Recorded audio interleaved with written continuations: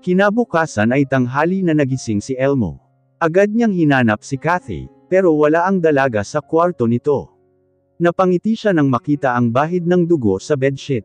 Naalala niya ang nangyari sa kanila ng dalaga. Ngayon ay buo na ang kanyang pasya, hindi na niya itutuloy ang pagpapakasal kay Monica. Kagabi ay hindi siya makatulog ng maayos, dahil ginugulo siya ng totoo niyang nararamdaman para kay Kathy. Mahal na nga niya si Kathy. Hindi lang niya iyon masabi kagabi, dahil magulo ang kanyang isipan. Nagmamadali siyang lumabas ng kwarto ng dalaga. Bumalik siya sa kanyang kwarto upang maligo. Pagkatapos niyang maligo, ay nanaog siya upang kumain ng almusal.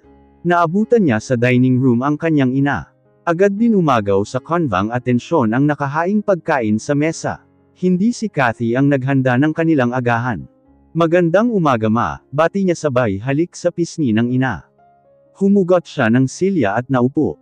Magandang umaga rin anak. Si Kathy hindi pa bagising. Tanong ni Pamela sa anak. Wala siya sa kanyang kwarto. Baka naman maaga siyang pumasok sa school, kunot ang noong sagot niya. Tinanong ko ang mga katulong, ang sabi ay wala pang umaalis maliban sa kapatid mo. Hindi niya maintindihan, pero may umusbong na kaba sa kanyang dibdib. Sandali lang po ma, titingnan ko sa kanyang kwarto at baka naliligo pa, sabi niya at tumayo. Lumabas siya ng dining room, at nagmamadaling pumanhik sa ikalawang palapag patungo sa slide ni Kathy. Nang marating niya ang kwarto ng dalaga, ay agad siyang kumatok sa pinto. Kathy, tawag niya sa pangalan nito, Kathy. Wala pa rin tugon mula sa dalaga, kaya ipinihit na niya ang doorknob. Walang tao nang pumasok siya, kaya dumiretso siya sa banyo. Pero wala rin ito roon. Kinabahan na lalo si Elmo. Kanina nang silipin niya ang kwarto ng dalaga, ang akala niya ay maaga itong nagising at nanaog na. Napansin niya ang drawer ng tokador ng dalaga, na bahagyang nakabukas. Sulat. Isang sulat ang nakita niya sa loob ng drawer, na pinatungan ng cellphone na sa pagkakatanda niya ay binili ng kanyang ina kay Kathy. Nanginginig ang kanyang mga daliri, nang kuhanin ang sulat na iniwan ng dalaga. Parang gumuho ang kanyang mundo, nang mabasa niya ang nilalaman ng sulat. Para siyang nauupos na kandila na napaupo sa gilid ng kama ng dalaga. Hindi rin naman siya nagtagal sa kwartong iyon. Mahigpit na hawak niya ang sulat ng dalaga nang siya ay nanaog. O anak, nasaan si Kathy? Bakit hindi mo pa siya isinama rito para makasabay natin kumain ng almusal? Agad na tanong ni Pamela sa anak, nang makabalik sa dining room ang binata. Huminga ng malalim si Elmo. Parang wala sa sariling iniabot niya ang iniwang sulat ni Kathy sa kanyang ina. Ano ito? Nagawa pang itanong ni Pamela sa anak, kahit na may namumuunang hinala sa isipan nito. Nakita ko po yan sa kwarto ni Kathy, aniya at naupo. Nawalan na siya ng ganang kumain. Napaluha si Pamela nang mabasa ang sulat ni Kathy. Saan kaya siya maaring magpunta? Tanong sa kanya ng ina. Ang batang iyon, hindi talaga nagdadalawang isip, bago magpasya sa mga gusto niyang gawin. Ma, may ideya ako na baka nagbalik siya sa Barrio Amaya, iyon lamang ang lugar na maaari niyang puntahan. Susundan ko siya doon ma. Hindi maaari anak. Paano ang nalalapit ninyong kasal ni Monica? Wala nang kasalang magaganap ma. Parang maiiyak na sagot ni Elmo sa ina. Makasalanan na kung ako ay tawagin, pero napagtanto kong hindi ko na pala mahal si Monica. Si Kathy ang nilalaman ng aking puso. Napasapaw sa noo si Pamela. Pero hindi iyan ang sinabi mo kagabi. Anak, tinanong kita kagabi kung sino sa kanilang dalawa ni Monica at Kathy ang iyong pipiliin. At ang iyong pinili ay si Monica, dahil siya ang iyong nobya at ina ng iyong magiging anak. Hihingi ako ng tawad kay Monica. Kakausapin ko siya. May kikiusap ako sa kanya ma. Hindi ko naman kalilimutan ang obligasyon ko sa bata. Kung kailangang pati siya ay bibigyan ko ng suporta ay gagawin ko. Anak, nakakaawa rin naman si Monica, umaasa na siya sa pangako mo. Kagabi lang ay engagement party ninyo, tapos ngayon gugulatin mo siya na hindi na matutuloy ang inyong magiging kasal. Hindi ko na siya pwedeng pakasalan, dahil talagang hindi ko na siya mahal. Bigla lang din ang naging pasya ko, dahil madalas niya akong kulitin tungkol sa kasal, ma, kapag itinuloy ko ang pagpapakasal kay Monica, habang buhay na pagdurusa ang kahulugan noon para sa akin. Hindi ko na alam kung ano pa ang sasabihin ko sa iyo anak. Naiiling ang ulo na turan ni Pamela. Maging ito ay nawalan na ng ganang kumain. Malamig pa sa bangkay ang kape nito na ipinatimpla kay Aling Pereng. Pabago-bago ka ng isip anak, baka pati ang damdamin mo para kay Kathy ay bigla rin magbago. Sigurado ako sa nararamdaman ko para kay Kathy, mabilis na sabi ni Elmo. Naunawaan naman ni Pamela ang damdamin ng anak. Pinayagan niya itong sundan si Kathy sa Barrio Amaya, pero kailangan muna nitong kausapin si Monica. Kailangang magkaayos muna ang dalawa. Habang lula ng bus patungong airport si Kathy, ay walang tigil ang kanyang pagluha.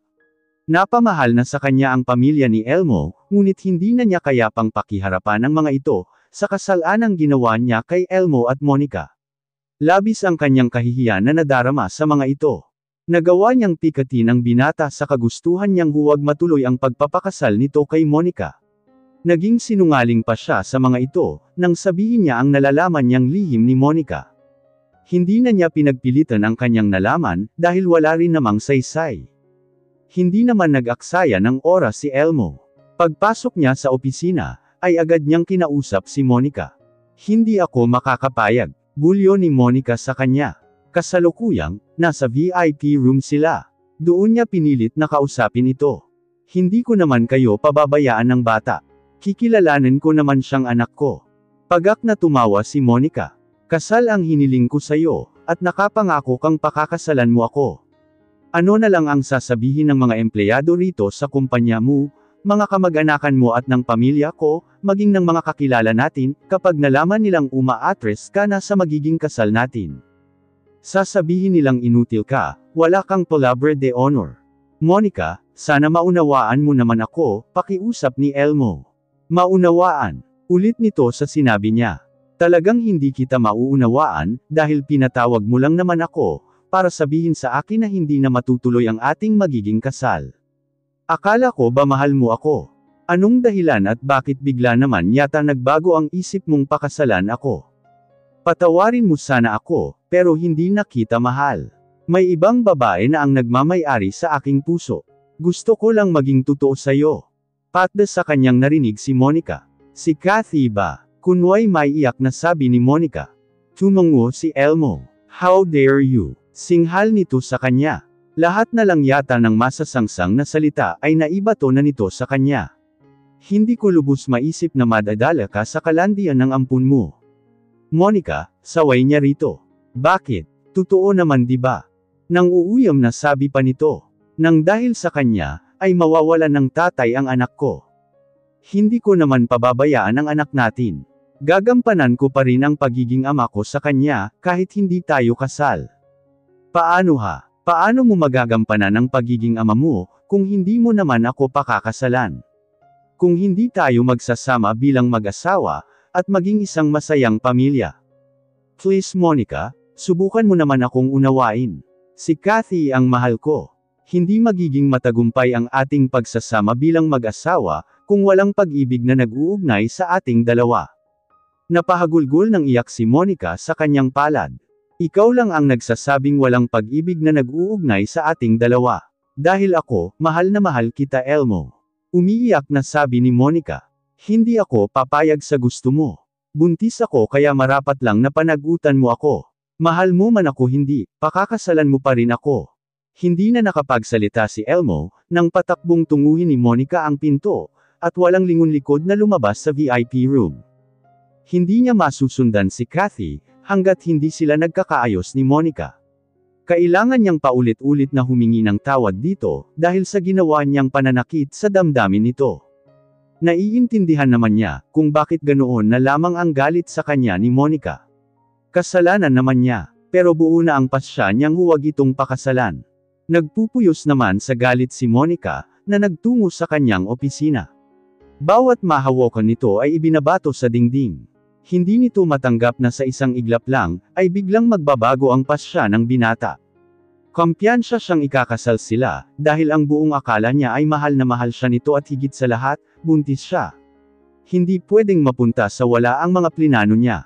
Hindi siya makapapayag sa gusto ni Elmo. Sa ayaw at sa gusto ng binata ay pakakasalan siya nito. At sa mismong araw ng kasal nila, ay tatapusin na nila ito. Hindi ako basta-basta nagpapatalo. Ang akala siguro ng Kathy na iyon, ay mapapakinabangan niya si Elmo, asa siya. Wala akong pakialam kung nawala na ang pagmamahal sakin ng Elmo na yun, pera lang naman niya ang mahalaga sakin. Nakarating na si Kathy sa Barrio Amaya. Agad na bumuhos ang kanyang luha nang makapasok siya sa kanilang munting dampa. Naalala niya ang yumao niyang lola. Bumalik sa kanyang alaala ang mga panahong masaya siyang kasama ang lola niya. Mahirap man ang kanilang pamumuhay, pero busog naman siya sa pagmamahal nito. Naupo siya sa kanyang papag. Ilang buwan din siyang nawala, kaya naman pinamahayan na ng mga gagamba ang papag niya na gawa sa kawayan. Napangiti siya nang maalala niya si Elmo. Erase, saway niya sa kanyang sarili.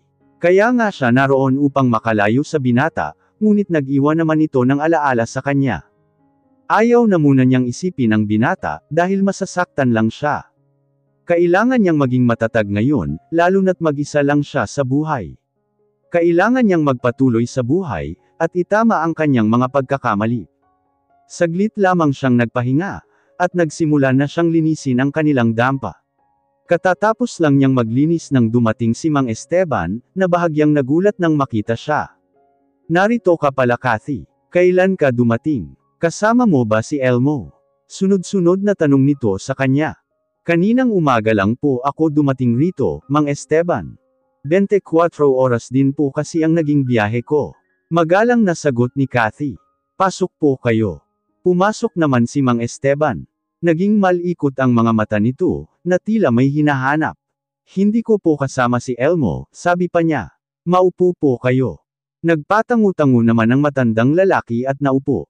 Sayang naman at hindi mo siya kasama, sabi nito. Gusto ko sanang personal na makapagpasalamat sa kanya, dahil sa pag-aalaga niya sa iyo.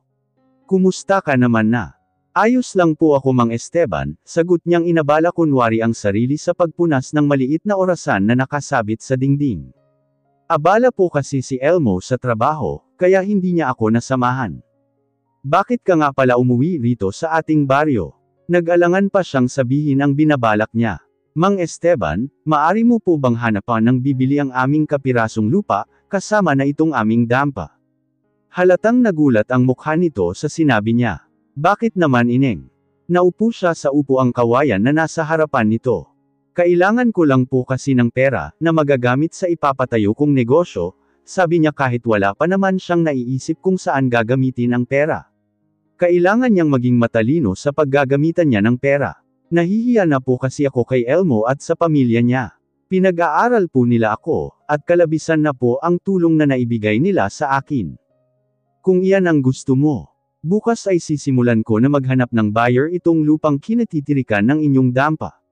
Wika ni Mang Esteban. Pero sana ay makapasyal ka pa rin dito, sa lugar kung saan ka ipinanganak.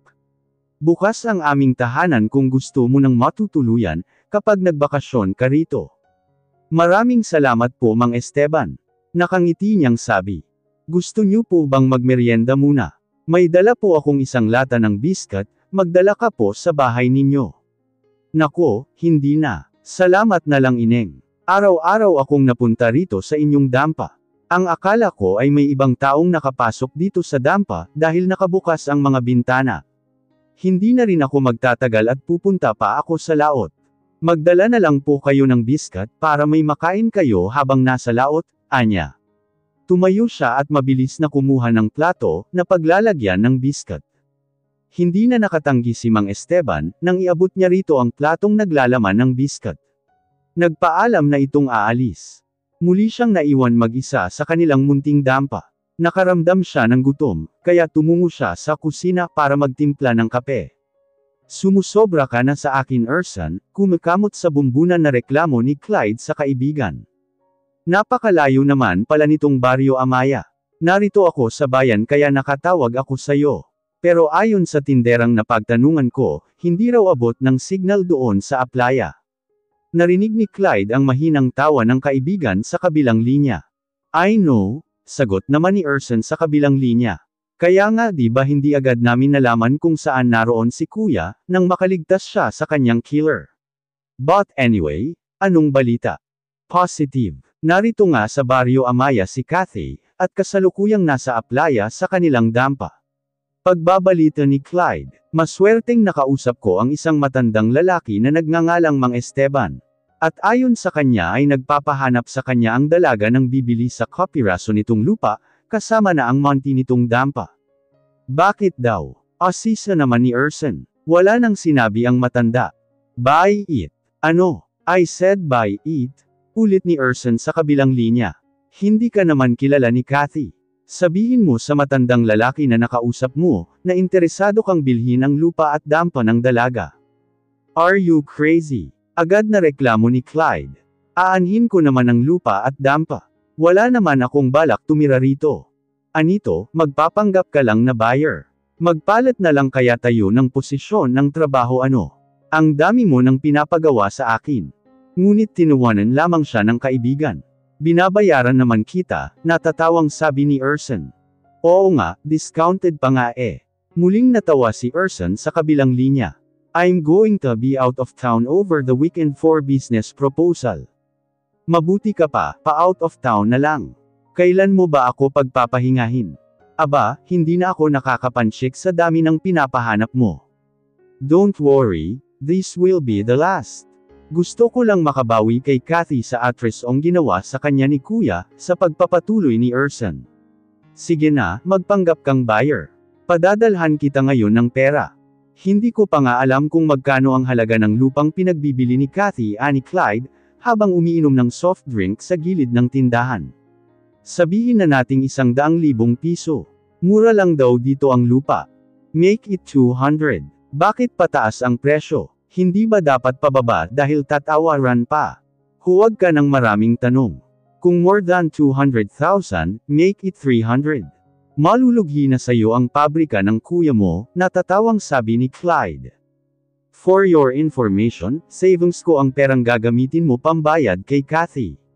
Pagtatama nito. At kapag ibinigay na sayo ang titulo ng lupa, tanggapin mo pero hindi mo pipirmahan. Si Kathy pa rin ang nagmamay-ari ng lupa at dampa nila. Tulong ko na sa kanya ang perang matatanggap niya. Okay fine. Nagmamadaling inubos ni Clyde ang kanyang inumin. Hindi na niya inalampa sa kaibigan kung ano ba ang naging atraso ng kuya nito sa dalaga. Sige na, babalik na ako sa aplaya. Sige pare, mag-iingat ka riyan. Salamat pare, iyon lang at ini-off na ni Clyde ang kanyang cellphone. Hindi naman nahirapan si Clyde na makahanap ng masasakyan tricycle na maghahatid sa kanya sa aplaya. Meron siyang inupahan na kubo na malapit lang sa kinatitirikan ng dampa ni Kathy. Kinagabihan 6:00 pa lang ng gabi, ay nakahiga na sa kanyang papag si Kathy. Hindi siya makatulog, dahil laman ng kanyang isipan si Elmo. Namimiss niya ang binata. Kahit anong pilit niyang burahin ito sa isipan, ay hindi niya magawa dahil tila nakaukit na sa puso niya ang binata, na hindi na kayang burahin pa. Naalala niya ang gabing may namagitang ano sa kanila. Ang mainit nitong palad na humahaplos sa kanyang balat. At ang uhaw nitong mga labi. Wala mang pag-ibig ang binata sa kanya, habang inaangkin siya nito, pero hindi naman iyon naging dahilan para maiparamdam nito sa kanya ang luwalhati ng pagiging isang ganap na babae. Biglang napabangon si Kathy, nang makarinig ng kalabog buhat sa kusina. Bumaba siya sa papag, at sinindihan ang lampara na nakapatong sa upuan na katabi ng papag. Ikaw, gulat na bulalas ni Kathy, nang mapagsino ang taong pangahas na pumasok sa kanilang dampa. Totoo ngang nagbalik ka, nakangising sabi ng lalaking pangahas. Tila nakainom ito ng alak. Lumabas ka sa aming dampa Rafael. Kinakabahan man siya sa maaring gawin nito sa kanya, pero hindi siya nagpahalata. Lumabas ka. Kung hindi ay sisigaw ako. Relax ka lang, wala naman akong gagawing masama sa'yo. Alam mo namang noon pa'y gustong-gusto na kita, ngumisi pa ito sa kanya. Mahigpit na hawak niya ang lampara. Napaatras siya nang humakbang palapit sa kanya ang binata. Huwag kang lalapit sa akin Rafael, nginig ang boses na sabi niya. Napasigaw siya nang akma siya nitong yayakapin. Walang makakarinig sa'yo Kathy. Nasa laot ang mga kapitbahay mo. Natatawa pang sabi nito. Napasandal siya sa bintana. Bukas iyon kaya kamantik na siyang ma-out of balance. Kung ano man iyang binabalak mo, huwag mong itutuloy. Nakita mo itong hawak kong lampara. Puno ito ng gas, at kapag ibinato ko ito sa'yo tiyak na masusunog ka. Pagbabante niya. Kathy, natatawang sabi ng binata. Tsaka lang niya napansin na may hawak itong bote ng alak, nang tumungga ito mula sa bibig ng bote. Wala akong gagawing masama sa iyo. Gusto lamang kitang makausap. Bukas mo na ako kausapin, kapag hindi ka nalasing, iniamba niya rito ang hawak na lampara. Ngunit hindi niya napaghandaan ang bigla nitong pagsugod sa kanya. Sinubukan nitong agawin sa kamay niya ang lampara. Nagsisigaw siya.